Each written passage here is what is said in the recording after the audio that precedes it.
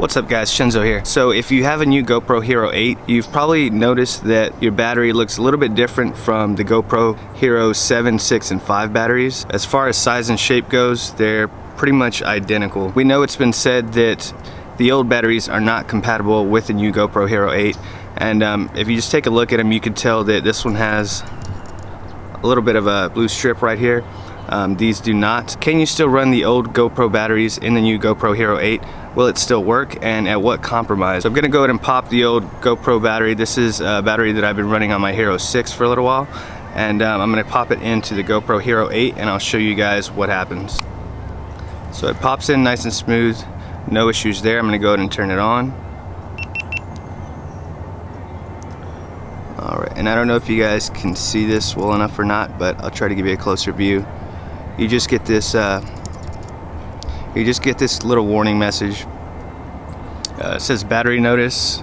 Use the GoPro battery for the Hero 8 Black to enable all of your camera's features. So it's just stating that you don't have access to all the features when you're using the old GoPro 5, 6, or 7 batteries. So we're gonna go test that out. I'm gonna click OK for now, and we're gonna go see what exactly the compromises are when you run an old GoPro 5, 6, or 7 battery in the GoPro Hero 8. So let's go at the trail and let's find out.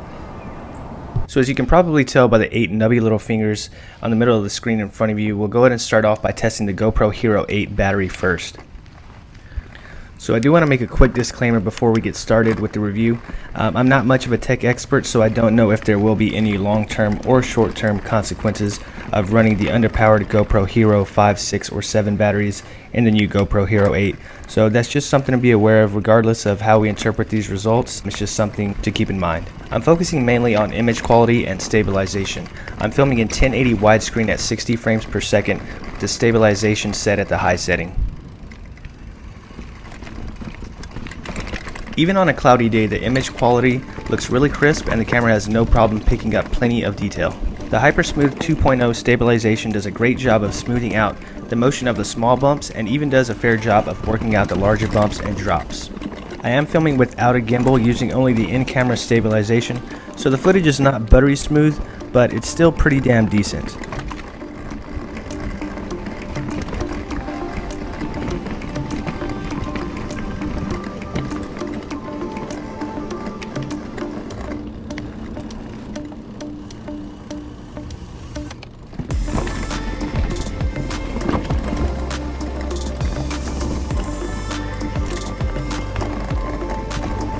Next, we'll go ahead and use the Hero 6 battery, and we'll run the same section of trail and we'll see how it stacks up.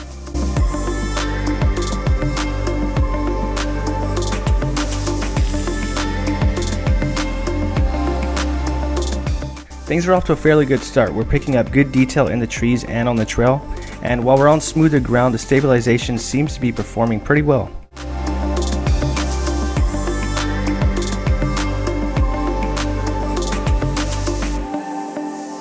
However, it's when we hit the larger rocks and bumps that we seem to run into some issues. When the trail gets a bit sketchy and janky, the camera has a hard time keeping its composure.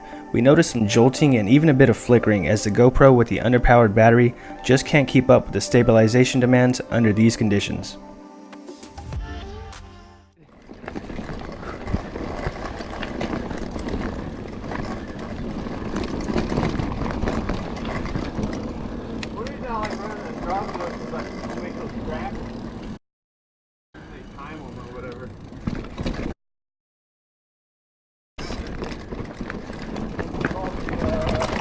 Here's a quick comparison of the footage of each battery on the bumpiest parts of this trail.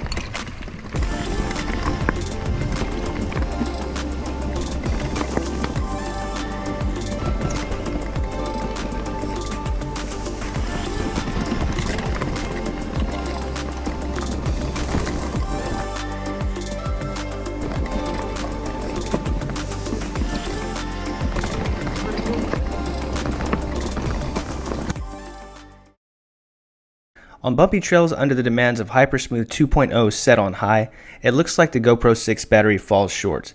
But what about a setting with less stabilization demands and on a smoother surface?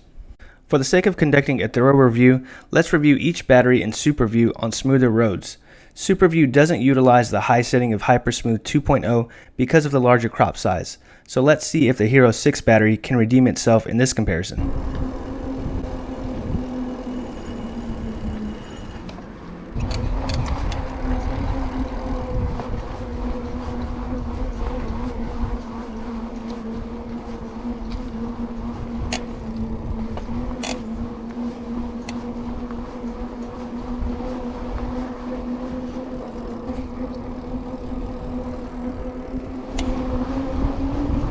From what I can tell, the image quality looks just as good with each battery under these improved lighting conditions. And without the higher stabilization demands, the Hero 6 battery seems to perform pretty well. And I probably wouldn't think twice about editing this footage into one of my videos.